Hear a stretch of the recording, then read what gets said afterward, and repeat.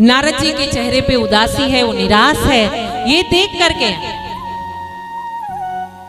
सूत जी और सौनक जी आदि जो ऋषि मुनि वहां बैठे थे, भगवान नाम स्मरण कर रहे थे, उन्होंने पूछा है, क्या पूछा है कि देवर्षि नारद आपकी जय जयकार हो, लेकिन ये बताइए महाराज, आप तो विरक्तों में विरक्त है, आप तो विरक्तों में विरक्त है, तो फिर आपके चेहरे पे ये उदासी क्यों? आप तो हरनिश नारायण नारायण का नाम स्मरण करने वाले हैं। आप तो भूदेव है, ब्रह्मा जी के मानस पुत्र है, प्रभु के अति निकट है, प्रभु के हृदय में विराजमान रहते, तो फिर आपके चेहरे पे उदासी क्यों है? जब सूत जी और सौनक जी ने ऐसी बातें पूछी है तो नारद जी ने वहां आके बताया है कि हम एक दिन सोचे कि हमको कहीं आनंद मिल जाए, कहीं भगवान मिल जाए। यही सोच के कारण हमने पृथ्वी का तीर्थाटन करना शुरू कर दिया। तीनों लोकों में घूम कर आ गए और उत्तम धाम पृथ्वी है, यही समझ के पृथ्वी पर आए। और पृथ्वी पर आए तो क्या देख रहे हैं कि जो पुष्कर, काशी, प्रयाग, हरिद्वार, श्रीरंग आदि तीर्थ स्थान जो है, हरिद्वार वगैरह सब जगह देखे कि भूदेवों का मान सम्मान नहीं रहा और भूदेव अपनी विद्या को बेच रहे हैं। पाखंड शुरू हो गया है।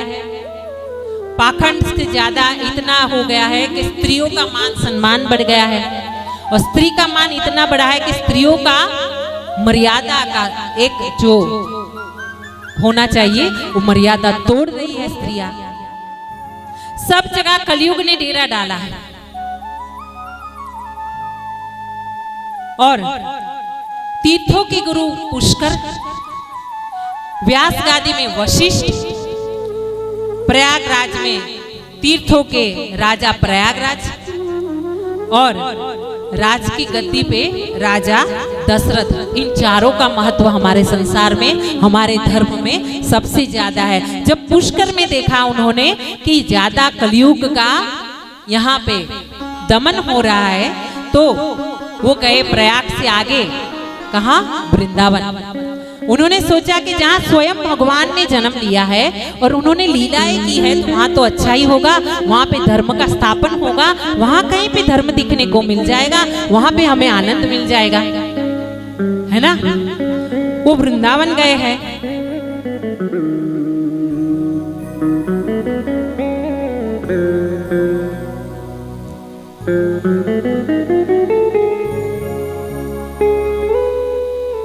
बोलिए कृष्ण कन्हैया लाल की जय, अपने अपने माता पिता की जय। तो नारद जी बता रहे हैं कि हम वृंदावन गए, कहीं पे संतोष नहीं मिला तो वृंदावन चले गए। अब वृंदावन में जो गए महाराज, तो वृंदावन में देख रहे हैं कि एक स्त्री जो युवान है वो माथा पटक पटक के रो रही है और उसके गोद में दो बच्चे जवान लेकिन वृद्ध हैं और वो बेसुध पड़े हैं। तो उनको बेसुध देखा, वो स्त्री रो रही थी। वहां से नारद जी निकले हैं। नारद जी जब वहां से गमन कर रहे थे तो वो स्त्री ने उनको आवाज दे के रोका है, बोले हैं आप साधु पुरुष हैं, आप उत्तम पुरुष हैं, आप युग पुरुष हैं, आप ब्रह्मा जी के बेटे हैं, तो आप आकर के मेरे समस्या का कोई निवारण कीजिए।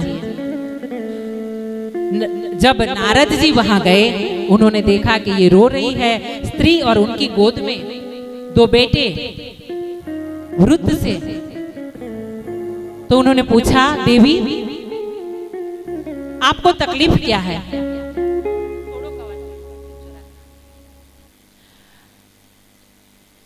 तो सती देवी ने बताया कि हम भक्ति महारानी है और भक्ति महारानी है और हमारे ये दो बेटे हैं जो हमसे भी जवान है, छोटी उम्र के हैं, लेकिन कलयुग के प्रभाव के कारण वो वृद्ध हो चुके हैं। और वो बिलक बिलक कर रोने लगी। नारद मुनि के चरणों में पड़ गई और बोली कि महाराज आप कुछ कीजिए कि आपसे हमारा उद्धार हो जाए, आपसे हमारे जो बेटे हैं वो युवान हो जाए, उनका ये वृद्धपन निकल जाए, उनका जो ये तकलीफ है वो दूर हो जाए, आपके सिवा हमारा कोई भी उद्धार नहीं कर सकता। तो भक्ति महारानी ने नारद जी को ये प्रार्थना की है। उनके साथ में असंख्य ऐसी स्त्री है जो उनको कोई पंखा डाल रही है तो उनके चरण दबा रही है, तो कोई उनके साड़ी के पल्लू को सही कर रही है, उनको पानी पिला रही है, उनकी सेवा में लगी हुई है। तो नारद जी ने पूछा कि आप भक्ति महारानी हो, लेकिन ये साथ में जो देवियां है वो कौन है?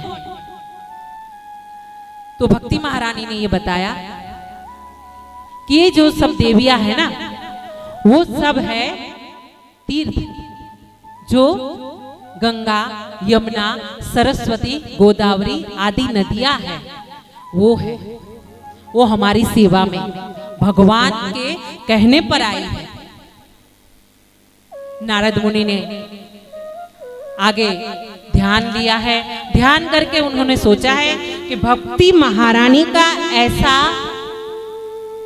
संजोग, इतनी हालत खराब क्यों है। उन्होंने देखा है कि पृथ्वी पर जैसे पाखंड बढ़ गया है, पाखंड यानी पाप का एक खंड, पाखंड यानी पाप का चतुर्भाग, है ना।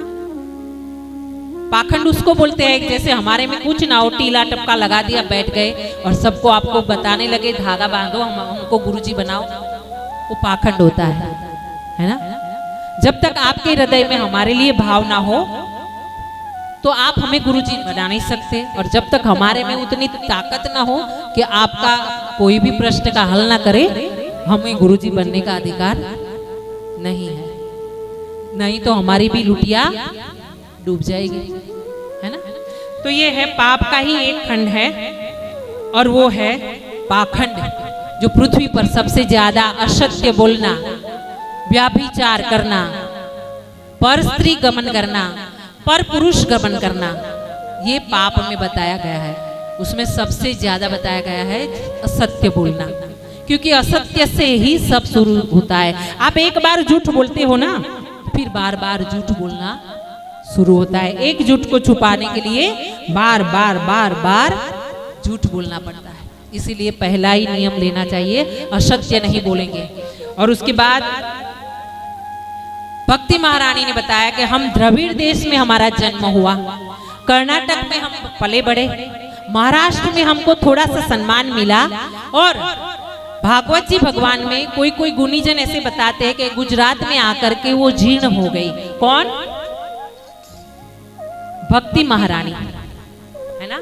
द्रविड़ में जन्म हुआ, कर्नाटक में जवान हुई भक्ति महारानी, महाराष्ट्र में जाकर के उनको सम्मान मिला, और गुजरात में जीर्ण हुई। हम बोलते नहीं, गुजरात में जीर्ण नहीं हुई, गुजरात में भक्ति है, तभी तो वो मथुरा से भाग करके द्वारिका में आकर के बैठे हैं, वरना क्यों गुजरात में आते। हाँ, अगर गुजरात में आके भक्ति जीर्ण हो जाती ना, तो महाराज जो सावरिया है, जो मुरारी है, जो कृष्ण है, वो पसंद करते गुजरात की भूमि को। हम बोलते हैं कि गुजरात हाँ है, जितना पाप है उससे ज्यादा थोड़ा धर्म भी गुजरात की भूमि में है। और एक बात और है हमारे हृदय की बात, कि गुजरात की भूमि में सबसे ज्यादा पुण्य है तो सूरत में है। हम ये बताते हैं सूरत में है, इसलिए कि आपका मारवाड़ी समाज, सही में बता रहे हैं, कोई चेहरे पे चेहरा नहीं। क्योंकि आपके यहाँ क्या होता है, अगर बच्चा हुआ कीर्तन, भजन, सुंदरकांड, आपके छठियारी है भजन कीर्तन, कुछ भी आपके यहाँ शादी है भजन कीर्तन, गृह प्रवेश है भजन कीर्तन। आप भजन कीर्तन करो, फिर आगे बढ़ते हो, फिर आप अपना आनंद लेते हो परिवार के साथ, लेकिन पहले आप भजन करते हो, मारवाड़ी समाज, है ना। और एक मर्यादा और है आप लोगों में, कि आपके सर से अभी तक पल्लू नहीं गया, है ना। लगभग हम समझते हैं तब तक 80% माता राम अपने सर पे पल्लू रखती है, और जब उससे भी ज्यादा 100% ज्यादा इतनी बहनें देखी है, माताएं देखी है कि जो साड़ी पहनती है ना, वार त्योहार पे सत्संग में तो साड़ी पहनती ही पहनती है। तो आप सभी को नमस्कार है, वंदन है, इसलिए कि आप इतना धर्म से जी रही है, गुणी है आप। और इसी कारण सूरत की जय जयकार है। आप सूरत में रात को निकलिए 9 बजे, कोई ना कोई गली पे आपको सुंदरकांड की आवाज मिल ही जाएगी, कोई ना कोई फ्लैट में आपको भजन मिल ही जाएंगे, है ना। और वो कौन करवाता है? लगभग मारवाड़ी समाज के बाबा का नाम लेता है, सुंदरकांड करवाते हैं। तो आगे बढ़ते हुए नारद जी कह रहे हैं कि कली का जोर कैसे बढ़ गया कि भक्ति महारानी को इतना प्रताड़ित होना पड़ा, कष्ट में आना पड़ा। तो कलयुग का ये है कि कलयुग जब परीक्षित जी के सामने आया तो कलयुग ने परीक्षित जी के दोनों पांव पकड़ लिए थे और उनकी क्षमा मांगी थी। उनसे ये बोला था कि हम आपके शरण में आए हैं तो आप हमारा उद्धार कीजिए, और उद्धार करने के लिए हमें थोड़ी जगह दे दीजिए। वो कल आएगा महाभारत की कथा में विस्तार से। लेकिन उस समय जो कलयुग रह गया, सोने में, असत्य में, दारू में, पर स्त्री गमन में, वो कलयुग अब दिन दिन बढ़ता गया। और ये भक्ति महारानी की ऐसी हालत नारद मुनि ने देखी। तो ये कहते हैं नारद जी कि यत् फल नास्ति तपस्या न योगेन समाधिना तत्फल लभते सम्यकः लो केशव कीर्तन। क्या बोले? केशव के कीर्तन से भक्ति महारानी को बोल रहे हैं कि आप इतनी चिंतित क्यों हैं, आप इतनी दुखी क्यों हो रही हो? अभी तक द्रौपदी का उद्धार करने वाले, द्रौपदी का चीर पूरने वाले भगवान कहीं गए नहीं हैं, वो यहीं पे है। जो भक्तों को राह दिखाते हैं, जो भक्तों का उद्धार करते हैं ना, वो कहीं गए नहीं है। सुदामा के मित्र यहीं है, यहीं पर ही है। आपको उदास होने की, निराश होने की जरूरत नहीं है, ये बता रहे हैं नारद जी। और भक्ति जी ने, भक्ति महारानी ने नारद मुनि की स्तुति की है और उनको बोला है कि जब आप इतना जानते हैं तो महाराज आपके ही हाथों हमारा उद्धार हो जाए। हमारे जो बेटे 2 वृद्ध पड़े हैं उनको होश में लाइए, उनको अचेत है उनको चेतन में लाइए, उनको खड़े कीजिए, उनको युवान बना दीजिए। आपके द्वारा ये काम हो सकता है, दूसरे किसी से नहीं हो सकता। नारद मुनि ने क्या कहा कि जाकर के उनकी कानों में गीता का पाठ किया, वेद घोष किए, वेदों का जो अंत था वो सार कहा, और ज्ञान वैराग को पकड़ करके झंझोल के उठाने के लिए उन्होंने कोशिश की। नारद मुनि देवता ने, अगर जिनको नारद मुनि उठा रहे हैं, देवर्षि नारद मुनि, उसके बाद भी अगर कोई नहीं उठ पाता है तो फिर वो किसी से नहीं उठ पाएंगे, है ना। तो भक्ति महारानी को और दुख हो गया, जब नारद जी से नहीं उठ पाए मेरे बच्चे तो फिर और किससे उनका उद्धार होगा। भक्ति महारानी ने ऐसा सोच के और भी दुखी होना शुरू किया। तब नारद जी ने और भी उनको सांत्वना दी, आश्वासन दिया। क्या आश्वासन दिया? कि आप धीरज मत छोड़ो, जब तक कलयुग में घर घर में मैं आपकी स्थापना ना करूं तब तक मैं हरि का दास नहीं, है ना। वो कोई ऐसा युग विरल होता है, विरला होता है, जो बोलता है वही करता है। कोई ऐसे होते हैं इंसान जो बोलते हैं वही करते हैं, है ना। सबके नहीं तो क्या होता है, 2 जबान, मनुष्य की 2 जबान, जैसे 2 मुंह सांप, इधर से भी काट ले, पीछे से भी काट ले, है ना। मनुष्य की आदत हम और आपकी, यहाँ पे कुछ बोले वहां पे कुछ बोले। तो ऐसे विरले होते हैं नारद मुनि जैसे भी पृथ्वी पे भी, जिनसे ये संसार टिका है, ये धर्म टिका है। तो ऐसे विरले होते हैं कि जो बोलते हैं वही करके दिखाते हैं। उनके लिए जय जयकार हो, भगवान उनको सद्बुद्धि दे और ऐसे ही आगे बढ़ाते रहे, भगवान उनके चरणों में उनकी गति रखे। तो नारद जी ने भक्ति महारानी को आश्वासन दिया है, सांत्वना दी है कि हम घर घर में आपका स्थापन न करवाए तब तक हम हरि के दास नहीं। और उनको ये भी बताया है भक्ति महारानी जी को कि देखिए आप प्रभु से ज्यादा प्रिय हो, सबसे अधिक प्रिय भक्ति महारानी जी है प्रभु को, और प्रभु ने ही आपको पृथ्वी पे भेजा है। साथ में ये सभी देवियां जो गंगा, यमुना, सरस्वती, जो भी नदियां आपके साथ में पावन नदियां जो आई है ना, स्त्री का वेश धारण करके, रूप धारण करके, आपकी सेविका बनके, आपकी दासी बनके, उनको भी प्रभु ने ही भेजा है। आपके साथ में वैराग्य, ज्ञान और मुक्ति देवी को भी भेजा था धरती पर। लेकिन पाखंडी लोगों से, दुराचारी लोगों से त्रस्त होकर के मुक्ति देवी वापस चली गई वैकुंठ में। और जब भक्ति से कोई इंसान शुद्ध हो जाता है तब मुक्ति देवी आती है और वो मनुष्य का स्वीकार करती है। ये नारद जी बता रहे हैं, ये कोई हम और आप नहीं बता रहे हैं, ये नारद जी बता रहे हैं कि जिस इंसान का मन, हृदय, चित्त भक्ति से निर्मल होता है ना, तब उसे मुक्ति देवी स्वयं मिलने आती है। और पहले भक्ति होती है, जैसे भजन स्मरण, नाम स्मरण, उसके बाद ज्ञान वैराग्य की स्थापना होती है। और ज्ञान वैराग्य आ गए तो समझ लीजिए मुक्ति देवी तो सुलभ है।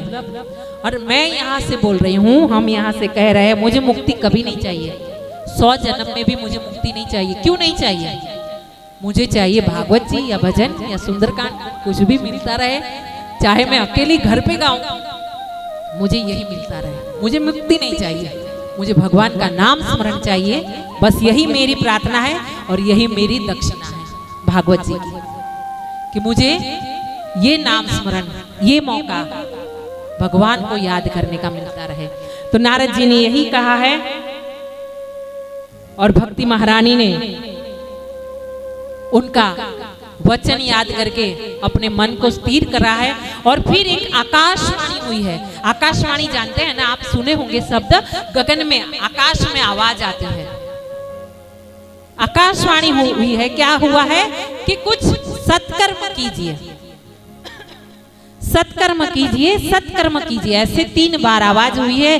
तब नारद मुनि जी सोच रहे हैं कि सत्कर्म कीजिए, सत्कर्म कीजिए, पर करे तो क्या करे, करे तो क्या करे? सत्कर्म तो बहुत प्रकार के हैं, कौन सा सत्कर्म करे? जब गीता पाठ हो गया, जब वेद हो गया, वेद घोष हो गया, वेदों का सार हो गया, तब नहीं उठे बच्चे ज्ञान और वैराग्य। तो अब कौन सा सत्कर्म करे कि जिससे ज्ञान और वैराग्य को चेतना आए? अब नारद मुनि भक्ति महारानी को आश्वासन दे करके निकले हैं, सोच रहे हैं कि चलो आगे जाकर हम सबसे पूछते हैं। और सत्कर्म किसको कहते हैं, कौन सा सत्कर्म करना है ज्ञान वैराग्य के लिए, वो सोचते हैं। नारद मुनि आगे बढ़े हैं, सभी संतों को, महाजनों को, महाराजों को पूछे हैं, किसी ने जवाब नहीं दिया। सबने सोचा जब नारद मुनि को सत्कर्म की पता नहीं है तो हम जैसे अज्ञानियों को कहां से होगी, यही सोच के सबने हाथ जोड़ दिए। नारद मुनि चलते चलते चलते चलते, सोचते सोचते यहाँ आए हैं। शरण में आने के बाद उनके सुत जी से दर्शन हुए हैं और शौनकादि ऋषि से उनका मिलन हुआ है। देखिए, जब संजोग से जब कोई साधु, कोई संत मिल जाए, कोई गुरुदेव मिल जाए ना, तब पर्दा हटता है हमसे, है ना? ऐसे ही पर्दे नहीं हटते, पर्दा हटता है तब जब किसी की कृपा हो जाए। किसकी? गुरु जी, कोई भगवान, कोई माँ बाप, ऐसे जो माँ बाप सर पे हाथ रखते हैं ना, ऐसा हाथ किसी का नहीं हो सकता। माँ बाप के आशीर्वाद मिल जाएं तो फिर किसी के चरणों में पड़ने की, कहीं इधर उधर जाने की जरूरत नहीं है।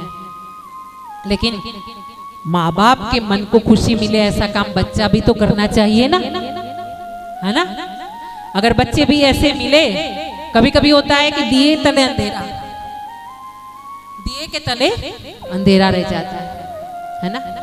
तो उसमें माँ बाप का दोष नहीं है, दोष है वो बच्चों का जो माँ बाप को नहीं समझ पाते। कभी कभी देखते हैं बहुत बड़ा बंगला है और माँ बाप को एक आखिरी जो रूम है वहां पे रखे हैं, या फिर एक बार तो हम देखे कि पूरा बंगला बोले कि आपके पाँव हमारे घर पे पाड़ दीजिए कुमकुम पगला, और महाराज जी आप हमारे घर को पावन कर दीजिए। हम बोले चले चलते हैं, जाइए।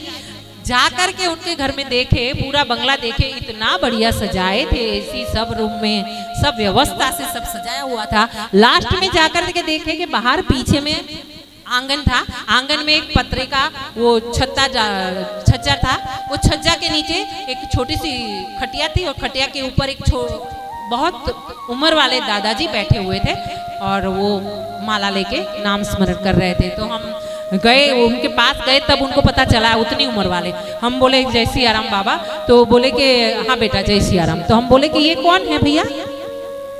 तो बोले कि शास्त्री जी ये तो हमारे पिताजी। हम उल्टे पांव पीछे आए, उल्टे पांव पीछे आए, ये बात हुई है तब बता रहे हैं। उल्टे पांव पीछे आए क्यों? पूरे घर में उनको एक कमरा देने का जगह नहीं मिला अपने माँ बाप को। और पूछा जब हमने, माँ बाप पिताजी वहां क्यों बैठे? बोले उनको एसी पंखा रास नहीं आता। कोई बात नहीं, एसी पंखा रास नहीं आता तो रूम में रखिए, उनकी सेवा कीजिए, उनके साथ समय गुजारिए।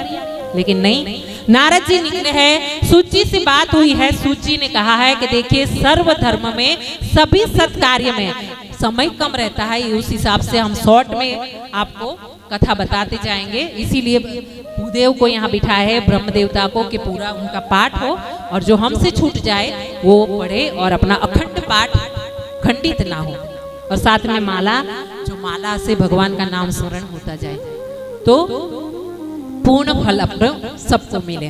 तो सूत जी ने बताया कि एक ही सत्कर्म है, और वो सत्कर्म है, कौन सा कर्म है? कि भागवत कीजिए। भागवत के जैसा कोई सत्कर्म नहीं है। भागवत कीजिएगा ना तो सबका उद्धार है, उसमें कहीं भी किसी को शंका रखने की जरूरत नहीं है। यही समझ करके उन्होंने सोचा, नारद जी ने सोचा कि भागवत अगर कर भी दे तो कैसे करें। सूत जी ने, सौनक आदि ऋषि ने कहा कि आप भूल गए महाराज, आप ही ने तो ब्रह्मा जी से भागवत ली थी और चतुर्श्लोकी भागवत आपने हम सबको दी थी, तो आप ही भूल गए कि भागवत जी करनी है। तो कभी कभी ज्ञानी लोगों को भी गलती होती है, ज्ञानी लोगों से भी छूटता है ना, लेकिन उसमें उनका दोष नहीं है। ये कलयुग का असर होता है, या तो चिंता में या तो अभाव में तकलीफ होती है ना। तो फिर नारद मुनि ने प्रणाम करके सब विधि विधान से सूत जी महाराज से आगे समझ ली है। आपको सब ज्ञान है, जैसे हमारे पहचान में एक बहन जी है, तो उनको आदत है कुछ भी पूछिएगा ना, बहन सोचेगी सब माताएं के बहनों का ही बात आता है, भाइयों का बात नहीं आता है। लेकिन हमको ज्यादा आपसे लगाव है, तो आपसे ही बात करेंगे, हम आपसे बात कर सकते हैं, भाइयों से सीधा बात नहीं कर भी सकते हैं ना। तो वो जब आती है ना तो पूछेगी आज गुरु पूर्णिमा है तो क्या बनाए? हम सोच रहे थे मालपुआ बनाए, लेकिन तो हम बोले हमने मालपुआ बनाए हैं, भगवान को प्रसादी में धराए हैं, बनाए नहीं थे। हाँ, हमने नहीं बनाए हैं, ये तो बात है। मालपुआ बनाए हैं, भगवान जी को प्रसादी में धराए हैं। तो बोले कि मालपुआ तो हम भी बनाते हैं, पता नहीं आप कैसे बनाती हो? तो हमको पूछे, तो हमने बोला ऐसे ऐसे रेसिपी है, सिस्टम ये है, विधि विधान, कैसे ऐसे आटा को भिगो, फिर गुड़ या फिर जो भी आपको चीनी और जो जो मसाला आपको शुद्ध लगे वो डालिए उसमें, ऐसे ऐसे मालपुआ बना लीजिए। बोले ये तो मुझे पता था, ये तो मुझे पता था। दूसरे दिन आई तो दूसरे दिन बोली कि कैसी हो? तो हम बोले कि भाई एकदम आनंद में, हमारे घर में क्या कमी है जब 1000 हाथ वाला मेरे साथ में है। मेरे तो सब दिन खीर है, सब दिन आनंद। हम आज खीर बनाए हैं। बोले हाँ खीर बनाए हैं क्या? हाँ खीर बनाए हैं, पूरी और खीर खाएंगे। खाते नहीं हैं, कोई बनाना नहीं हमारे लिए, हम खीर पूरी कभी नहीं खाते। खीर बनाई है, भगवान को भोग लगाया है। तो बोले कि खीर तो हम भी सोच रहे हैं कि बच्चे के पापा को मन हुआ है बहुत दिनों से, तो खीर पूरी बना ले। तो क्या करे कि कैसे खीर बनाए? आप कैसे बनाई हो? सोच लेते हैं कि आप बनाई हो वैसे ही बनाए, हम तो बनाते हैं पर आप जो बनाती है वैसे बनाए। तो हमने बोला ऐसे ऐसे ऐसे ऐसे, दूध को पहले पकाइए, फिर चावल, फिर अब मसाला सब है ना, ड्राई फ्रूट वगैरह डालिए, जितनी आपकी हैसियत, जितना आपका हाजमा उतना ड्राई फ्रूट डाल सकते हो आप। तो बोले हाँ वो तो मुझे पता है, वो तो मुझे पता। अब एक दिन आई फिर से पूरन पूरी बनाने तैयारी मेरी चल रही थी। अब तैयारी में उन्होंने पूछा कि पूरन पूरी आप बना रहे हो तो उसमें गुड़ डाले हैं कि चीनी डाले हैं, तो वो डाले हैं, तो वो डाले हैं, तो हमने सब बता दिया विधि विधान। तो गुरु होते हैं ना, गुरु वो मेन चाबी अपने हाथ में रखते हैं, शिष्य को सब चाबी दे देते हैं, पूरा गुच्छा। सास रहेगी ना वो पूरा दे देगी बहू के हाथ में, शादी करके आएगी, ले बेटा ये तेरा। लेकिन जो मेन चाबी रहेगी ना वो अपने पास रखेगी, चाहे चाबी ना रहे। वो तर्क होता है कि कैसे बहू के हाथ से वापस चाबी का गुच्छा अपने हाथ में ले लेना है। वो गुरु है घर की, तो उससे आगे बढ़ने की कोशिश कभी नहीं करनी चाहिए हमें, है ना। तो फिर वो बहन जी बोली और हमने बताया, बताने के बाद उनको बताया जाइए बनाइए। जा करके उन्होंने शाम को, हमने सुबह बनाई, उन्होंने सामने बनाई। शाम में बनाने के बाद रात को 10 बजे दौड़ी दौड़ी आई, रोती भी लगती और साड़ी ऐसे ऐसे करते, क्या महाराज जी आपने ऐसे बनाया, हमने पूरन पूरी बनाई। मैंने बोला ऐसे बनाई थी, ऐसे आटा गूंधा था, ऐसे दाल को पकाए थे, ऐसे उसमें गुड़ या चीनी डाले थे, उसमें वो खसखस आप क्या बोलते हो पता नहीं, वो सब डाले थे क्या, मेवा वगैरह, इलायची वगैरह। तो बोले हाँ हाँ सब डाले थे। फिर ऐसे बेले थे, हाँ सब बेले थे, घी से तले थे, तेल से। बोले ना ना हम तो घी से ही तलते हैं, सब दिन पूरी भी घी में ही। बढ़िया बढ़िया। तो फिर मैंने बोला फिर क्या दिक्कत हुई, तो बोले आपने तो बोला था पूरन पूरी बन जाए उसको फिर संभालने के लिए पानी में डुबो देना।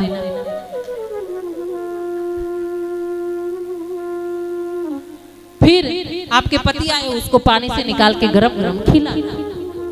तो गुरु जो होता है ना वो अपने पास एक चाबी रखते हैं, और सब दिन सबका ऐसे ही समझना है, जो अपने से बड़े हैं गुरु है उनका सम्मान रहना चाहिए। आइए